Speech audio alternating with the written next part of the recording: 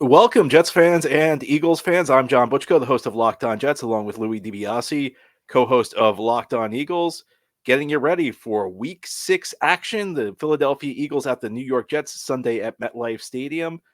And you should know that this crossover Thursday is brought to you by Prize Picks, the easiest and most exciting way to play daily fantasy sports. Go to prizepicks.com/LockedOnNFL and use code all lowercase LockedOnNFL for a first deposit match of up to $100. Well, Louis, great to speak with you. Again, I know we did this a couple of years ago. I think that was the Jets and the Eagles that were playing the 17th game back in 2021. Yep. Lots happened between now and then. Give me the biggest storyline for the Philadelphia Eagles heading into this matchup.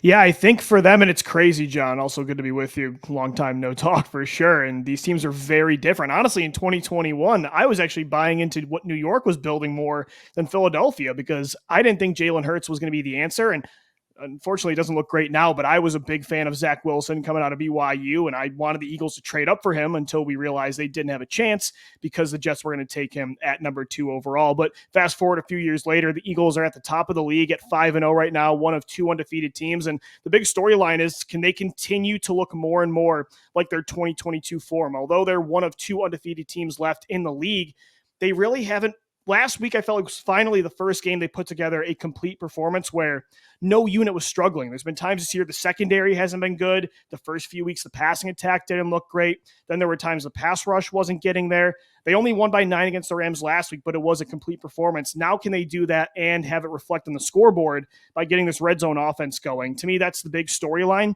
They should be favorites in this one. They've never lost to the Jets before, but at the same time, they have a really good test against a very good Jets defense. That's the storyline that comes up every time these teams play, is that the New York Jets have never beaten the Philadelphia Eagles in a regular season. Of course, they've played so many years in that last preseason game, like the worst preseason game where all the backups played. Every year, man, growing up, it's always been Eagles, Jets, and there's been some wild quarterbacks that have played in those games. And weirdly enough, John, I feel like in all the regular season games too, I can't remember the last time the Eagles actually played a Jets starter. I mean, they did play Zach Wilson, but it always felt like, I don't know, the scripts were always, even 2021, it was Gardner Minshew for the Eagles. So the games have always been strange. I remember, actually, I've been watching the Jets since 1993, so 30 years. Yeah. I remember the first game, the first time I've ever watched these two teams play. It was in the old stadium in the Meadowlands. We won't say the name, but the Jets jumped out to a 21-0 lead in that game, and they blew it. And I think the next week the Jets went out and blew a 17-0 lead to the Raiders. So I started this with watching, first of all, the Jets lose, but second of all, watching it's just unusual games between these teams. But I hear what you're saying, and I envy you, Louis. I envy you and your Eagles fans because, I wish for the Jets, as a team that has not made the playoffs since 2010. I wish that the biggest concern we had was that our undefeated team not putting it all together. I said it somewhat jokingly. I know it does sound like first world problems, right, when I say that. Absolutely. And, on the Jets side, I think the biggest storyline, there are a couple of storylines, but I think they all tie into like one key point is this is kind of a new look offense for this team. And I think it's changed dramatically in the last couple of days since the Jets win in Denver, because it was the first game where Breece Hall was not on a pitch count. And he was a phenomenal back last year. He suffered an injury, actually, ironically, in the game the Jets played at Denver, which was their opponent last week, suffered a knee injury. And Garrett Wilson was the offensive rookie of the year last year for the Jets. He's an excellent receiver, had 1,100 yards a year ago, on pace for just about 1,000 yards again this year, despite all the Jets' offensive problems. But I got to tell you, Louis, I thought Breece Hall was on his way to winning Rookie of the Year if he hadn't gone down last year around the midway point of the season, right around this time of year. And last week, they brought him back slowly. I thought it was smart. I mean, I think there were games where maybe they could have gone to him a little bit more. I mean, there was a game in Dallas week 2 where he only got 4 carries, which I don't think that's pitch count. I think that's the Jets not giving him the ball enough. Then a couple of weeks ago, he only had 6 carries in a game where the offense did play pretty well against Kansas City. But they kind of, they took the pitch count off last week. They fed him the ball. He responded with 177 yards on the ground. There aren't many backs that make a big difference in this league. I don't think. I think most of the time the run game is based on the offensive line. I think Breece Hall is one of the few backs that make a difference. But I agree. After that, Jets are also dealing with a kind of a reshuffled offensive line. It's the second time this year they have to reshuffle their offensive line due to an injury tackle. A few weeks back, Dwayne Brown got injured, and the Jets actually reshuffled their offensive line in a way that, in my opinion, made it better. They moved Elijah Vera Tucker from guard to tackle. They moved Mekhi Becton from right tackle to left tackle, and they put in the rookie Joe Tippmann at right guard. Unfortunately, Vera Tucker, who also was injured, just like Breece Hall was injured in the game in Denver last year.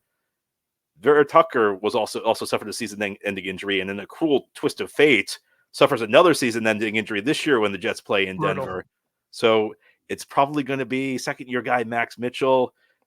He's kind of a wild card. He played a lot last year because of injury. He was very up and down. I think more down than up. Yeah. And this is not the defensive line you want to I break was into going to new say, offensive man, line against. no, and they're heating up. I mean, Jalen Carter looks like the defensive rookie of the year by a landslide right now. Jordan Davis looks great in his second year. Fletcher Cox should be back this week. He was out with a back injury yesterday, or I should say on Sunday. At the same time, Fletcher's been having a career rejuvenation. Not that he's been bad over the last few years, but Fletcher Cox looks like his old elite self through the first month of the season. Got Josh Sweat, Haason Reddick, Brandon Graham on the edge. Yeah, this is definitely not the defensive line to deal with injuries for the Jets. I think that unit totally took over against the Rams in that second half because, John, if you look at the first half, Matt Stafford, Cooper Kupp, Puka Nacua, they were totally shredding that secondary. They made adjustments, but the main reason that game the defense was able to buckle down was because of this pass rush. So that's definitely going to be a key, and especially for Zach Wilson, who holds onto the football pretty long, right? I mean, I think it's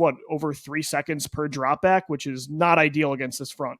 Yeah, it's really funny because if you look at like the splits he has, if he is getting the ball out in under 2.5 seconds, Yeah, he's right up there with anybody statistically this year. And sure. I will say this: I mean, Zach Wilson, it's been very up and down this year. There's clearly improvement. Now, improvement is a relative term. I mean, we're going from last year where he didn't look That's like he fair. could function Yeah. at points, but he's He a has better looked better the player. last 2 weeks, right, though, John? I would say the last two games are maybe the two best he's I had. think, yeah, I think he played really well against Kansas City. Yeah. I left the Denver game thinking he played pretty well. Then I watched the film and I thought there were Okay. some reads that he missed. And in fact, there was ironically like there's a play where he hits Tyler Conklin, clutch play in the fourth quarter where he hits Tyler Conklin for a 37-yard gain on a key third down. And then I watched it over and I saw it's kind of like one of those weird things where you're happy and a little unhappy because he kind of missed his Conklin was the second read. He kind of missed his first read, which is Garrett, and it ended up working out because he ended up with 37 yards instead of like a more moderate game. But I actually think he kind of left some throws on the field, so it was very up and down against Denver. He's a better quarterback, but as I was saying, like he's really his numbers are really good if he gets the ball out in under 2.5 seconds, and Yeah. they're really bad if he holds the ball for longer. And I think that's just a case where sometimes he's very decisive, and when he's decisive with the football, good things happen. And when he's not decisive, bad things happen. And once you force him to get into like the third read, that's where he kind of struggled. I think he can get the first read. I think he can get the second read, but that third read is sometimes an issue with him. But and again, it's a tough Eagles defense to play. And one I point I agree. just want to make here is this is a random point, but I love what the Eagles have done drafting the last couple of years on defense because it's the most logical thing in the world. They just that Georgia defense a couple of years ago was like one of the greatest defenses in college No, I'm football. with you. Let's Just let's just take those draft it. players. Let's just recreate the best college Well, defense in years, right? and funny enough, John, I think Howie Roseman used to overcomplicate things. He never used to take players from Alabama, from Georgia, from top schools. You even look back to the 2020 NFL draft where, Justin Jefferson seems like the obvious best prospect at receiver when they're on the board, and he takes TCU receiver Jalen Rager, and we know how that works. And the last few years, it's definitely keep it simple, stupid, and it's totally panned out. That's why they're getting Jordan Davis's and Devontae Smiths, Landon Dickerson's, Jalen Carter's, and it's totally panning out for this team. But it wasn't that long ago that Howie was not great at drafting. And if you go back to the 2021 draft, man, they actually got very lucky at quarterback. Of course, they believed in Jalen Hurts more than most teams, but the rumor was, and I remember Ian Rappaport tweeting this during the combine, the Eagles, before they traded back during that draft, they first looked into moving up to that third pick, which eventually San Fran did to take Trey Lance, but they only wanted Zach Wilson. Once they learned their old buddy Joe Douglas was going to take him, they moved down. So there is some alternate reality out there where Zach Wilson might end up being a Philadelphia Eagle. And so that's why it's such a crazy situation seeing what's going on with the Jets at quarterback right now. But I can't help but relate because over the years, it felt like they wanted Wilson. It felt like they wanted to trade for a veteran quarterback like an Aaron Rodgers or a Russell Wilson. And I don't want to say they lucked into how good they are right now, but that definitely plays a part in the NFL, and it totally helped them at the most important position. I say it all the time. Your GM, it's part skill, it's part luck. I Oh, think you there's more have to luck have that goes luck, into it man. than people want to admit. Yeah, I totally agree. And I think who knows what happens if Zach Wilson's in Philly, but they're definitely not on the path they are right now with Jalen Hurts. So I definitely feel lucky in that way. All right, well, this is a key matchup. for both teams have a lot at stake in this game. Jets trying to avoid a 2-4 start. Eagles trying to keep their undefeated season going, stay on top of the NFC. As we continue this crossover edition of Locked On Jets and Locked On Eagles, we're going to get to some key matchups that could help decide this game. That's ahead on this crossover Thursday edition of Locked On Jets and Locked On Eagles.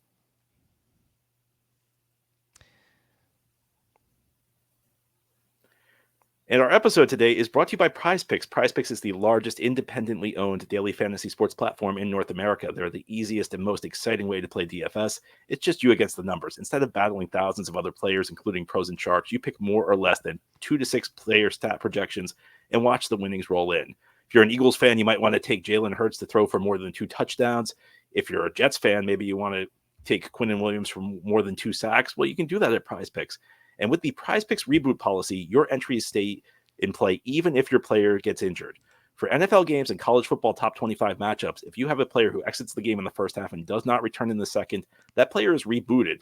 Prize Picks is the only daily fantasy sports platform with injury insurance. So go to prizepicks.com/LockedOnNFL and use code LockedOnNFL for a first deposit match of up to $100. Again, it's prizepicks.com/LockedOnNFL. Code LockedOnNFL. It's one word with no space, LOCKEDONNFL, for a first deposit match of up to $100 using Prize Picks. We thank you so much for making Locked On Eagles and Locked On Jets your first listen each and every day. It's a crossover Thursday edition of the show. Louis DiBiase alongside John Butchko. Eagles Jets this Sunday. It's going to be an interesting game. The Eagles favorites right now, 5-0, trying to get to 6-0 on the year. The Jets 2-3, still fighting. The season is alive, trying to get back to 500 at 3-3. Guys, football season, by the way, it's here. Locked On, we're kicking up our coverage with Locked On NFL Kickoff Live. Each Friday, Locked On's going to go live at 2 p.m. Eastern Time on every Locked On NFL YouTube channel, including Locked On Eagles and Locked On Jets. Host Tanitra Batiste, Jarvis Davis, and Kyle Krabs. They'll break down every game on the NFL slate, get you ready for your team's matchups, your fantasy lineups, betting angles, all that and more. Find Locked On NFL Kickoff every Friday at 2 p.m. Eastern Time on any Locked On NFL YouTube channel. All right, John, let's get into some matchups here, some key matchups for this game. And I think the one you actually mentioned could really dictate this for many reasons. It's the Jets' offensive line against the Eagles' defensive line, because the Jets are dealing with some injuries up front. The Eagles' defensive line might be the deepest in football. Zach Wilson holds on to the football for a pretty long time, right? Over 3 seconds per dropback, it seems like this season. That to me is the key, because if he's not getting the ball out quick, this pass rush for the Birds is going to take over. That was kind of the recipe for success in 2021. But as you mentioned, Zach Wilson, when he gets the ball out quicker, he is a much better player. And that's how offenses have had success against the Eagles this year, against that secondary, is when they get that first read. The Eagles need to get offenses off that first look, and they struggled too early on. It's been better the last few weeks, but I think that's the key matchup. That's exactly what I was going to go with, Louis. I think you hit the nail on the head. And this is the type of matchup where I look at it, it could potentially wreck the game for the Jets. I mean, there are lots of matchups up front that I don't love. And I would start with these Eagles edge rushers against Max Mitchell, the second-year right tackle, who he stepped in for Elijah Vera Tucker in Denver. There were some good moments, there were some bad moments, but I think about him matching up against Haason Reddick, maybe matching up against Josh Sweat. I think that could be, that could be a problem for the Jets. I mean, even on the other side, you have Mekhi Becton, a fourth-year guy who's really playing for the first time since his rookie season. He missed his full second season and third season, essentially. Played one game year 2, suffered a season-ending injury in training camp in year 3. I think Reddick could be a tough matchup for him. He's stylistically, he's the type of pass rusher who gives them issues. Yeah. And then, as you mentioned, I mean, Jalen Carter is having a phenomenal rookie year against Laken Tomlinson, who has been a free agent disappointment. He's been up and down. I mean, he's had some decent games for the Jets, but not really what they were hoping for. And you mentioned it. I mean, I will say that Zach Wilson's better under pressure than he was a year ago. I mean, I'll tell you, Louis, a year ago when I was watching Zach Wilson, the first sign of pressure, he had the spin move. Like, it was you always knew you were in trouble when you saw the Zach Wilson spin. And he was going to bail on the pocket. He's standing stronger in the top pocket. He's not as afraid to take hits, so that's a positive. But man, I look at this matchup and I see that this is the type of matchup we could be looking at an Eagles win Sunday, and I'll say that's the number one reason why. I agree. And I think, as you mentioned in segment 1, Breece Hall definitely has his legs underneath him right now. He looked great against Denver. Should have been the rookie of the year last year before he got injured. The problem is they have a tough matchup against this Eagles front, which is number 1 right now in the lowest amount of rushing yards per game. And that's been anchored by Jordan Davis in his second year at nose tackle. He has been unbelievable. And Jalen Carter's getting all this hype, as he should, for his pass rush numbers. Number one in pressures among all defensive tackles, even over Aaron Donald. 3.5 sacks so far this year, 2 forced fumbles. But he's been equally as good against the run, as have Fletcher Cox, Milton Williams. It's a really good front against the run. So you don't want Zach Wilson, I feel like, to have to win you this game. It's going to have to be on Breece Hall, but he has a tough matchup for sure, John. Okay, I'm going to go to the other side of the ball Yeah. for my matchup, and it's going to be a little bit of a unique matchup. It's going to be Jalen Hurts versus the Jets defense, but especially Jalen Hurts scrambling, because last couple of weeks the Jets have had issues with Patrick Mahomes and Russell Wilson running the ball, and there are multiple reasons for it. Sometimes they were just in man coverage and a lane opened up, and the receivers ran everybody off, but Jets have had issues against scrambling quarterbacks. They did a better job in the second half against Wilson. I know Jets fans, whenever a quarterback scrambles well, the answer everybody always says, "Oh, just put a spy on him. Just put a spy on him." Well, you can't really put a spy on somebody all game. I think part of it, you have to read your keys. I think pass rushers need to be disciplined. But Jalen Hurts, I mean, he could beat them through the air. In fact, if I was going with another matchup, I may go for this matchup with the Eagles receivers against the Jets corners, because Sauce Gardner, DJ Reed against AJ Brown, Devontae Smith, that's going to be a tremendous matchup, and that could also decide the game. But I think more than anything, and it's really based on what I've seen the last 2 weeks, because Mahomes and Russell Wilson hurt the Jets with their legs. Jets cannot let Jalen Hurts. Jets cannot let Jalen Hurts break off like 20, 30-yard scrambles when the passing game breaks down. Well, and John, I will say too, Jalen Hurts been a little more hesitant through the first 5 weeks to run and take on contact last year. I mean, this is a power running quarterback that plays like a power running back. Might be the strongest quarterback in the league right now, but was sliding a lot more. It felt like he was trying to stay in the pocket the first 4 games. He definitely let loose a little more though against the Rams, and he made them pay in that way on third down. The Eagles were 13 of 18 last week on third down. He converted 6 of those with his, or I should say 5 with his arm. Or 4 of them, and then 6 with his legs. And he was running a whole lot more. So, yeah, that's definitely a key. I will say, too, they finally got Dallas Goedert involved more at tight end, and he was not involved for the first month. So that's going to be a key, too, because it is strength against strength, I feel like, with the Eagles receivers against the Jets corners. So maybe they try to get Dallas Goedert even more involved over the middle. I think that's definitely going to be a key, too, is keep your tight end 1 happy. And that's going to be interesting, because the Jets this year are experienced their breakout with Quincy Williams, a linebacker. Now, C.J. Mosley's the bigger name, because obviously he went to all those Pro Bowls in Baltimore. Quincy Williams was a guy that Jets claimed off waivers 2 years ago from Jacksonville, and he has blossomed this year. He was a starter for the last couple of years. He actually Quinnen Williams' older brother. So the Jets actually have two brothers playing on their defense. Quincy Williams, a lot of speed. Last 2 years, he's been very inconsistent. He's been a guy who is just as likely to make the big tackle for a loss for 2-yard loss as he is to fill the wrong gap and allow a 20-yard gain. This year he's been different. A lot of speed. He's been really good in coverage. I think Quincy Williams versus Dallas. I mean, you look at these matchups. Eagles have a tremendous amount of talent on their offense. Jets have a really talented defense. I mean, when the Eagles have the ball, this is going to be really fun to watch. I agree. This is the strength-on-strength unit versus unit matchup in this game that's going to be the most fun to watch. And that's the thing I would say, like, John, you were talking about how Mahomes hurt him with his legs, but when you look at his passing numbers and when you look at Josh Allen week 1, the Jets have held 2 of the best quarterbacks in the league so far this year to their worst games. So the Eagles definitely have their work cut out for them. If they were to lose this game, I would say it's because the Jets defense took over. Yeah, I think it's very likely. The Jets right now, with if Aaron Rodgers was here, first time we're mentioning Aaron Rodgers. How about that? We've gotten this far. Right. Aaron Rodgers on the team, it's a different story. But I was gonna say, John, this was a game I circled. Was like, this is gonna be one of those tough matchups against. They don't play many star quarterbacks in the first half of the season. Here is one of them, and that's not the case. It's one of those funny things, because the Jets have getting a lot of Jim Nantz and Tony Romo. They've had a couple primetime games, and it was all based on Aaron Rodgers was going to be here. And I think this is America's game of the week on Fox. Again, I think that was a decision made before the season, because they thought Aaron Rodgers was going to be here. If Aaron Rodgers was the Jets quarterback, I think they'd have a little bit more balance. This is a defensive-oriented team. This is when the Jets win games, it's because the defense wins it for them. No, I completely agree. So, John, let's get into some predictions coming up next. This is Crossover Thursday, Locked On Eagles. and Locked On Jets. And today's show is sponsored by Jace Medical. Everyone should be empowered to care for themselves and their loved ones during the unexpected. That's why Jace Medical offers the Jace Case. The Jace Case provides 5 life-saving antibiotics for emergency use and gives you peace of mind so that you're not just hoping that you have access to medication in an emergency. Jace Medical makes you have the medication in hand. Jace Medical is simple. They handle everything from the online evaluation to licensed pharmacy medication delivery and ongoing consultation and care. Don't get caught unprepared. Get $20 off on these life-saving antibiotics today from Jace Medical by using our code LOCKEDON. That's LOCKEDON in all caps at checkout on jacemedical.com. That's JASE medical.com. Again, to get $20 off on these life-saving antibiotics. It's Crossover Thursday here on the Locked On Podcast Network. I'm John Butchko, Locked On Jets, along with Louis DiBiase, Locked On Eagles. Jets and Eagles, Week 6 action. MetLife Stadium, a stadium the Eagles are well familiar with because they play there every year against the Giants. Louis, how do you see this one playing out?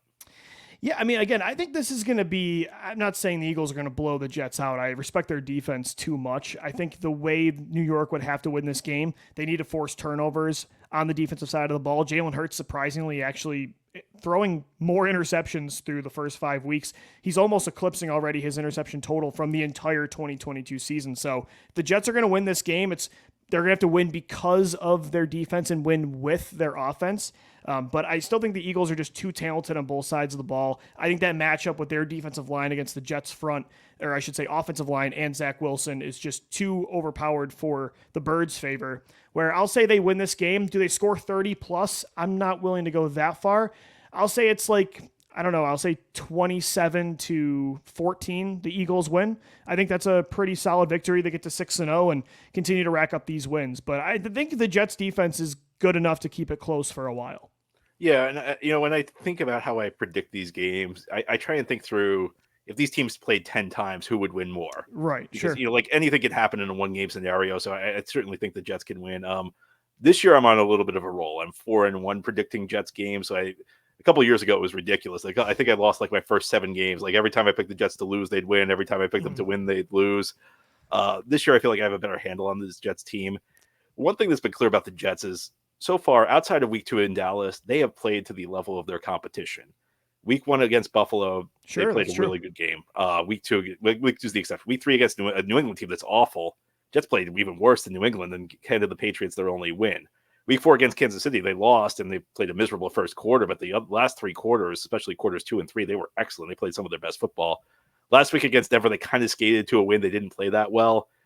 I would be surprised if the Jets did not play well this weekend because this, again, is a team that's essentially they played to the level of their competition. I think that if you play this out 10 times, the Eagles are going to win more. I mean, that's just the way it is.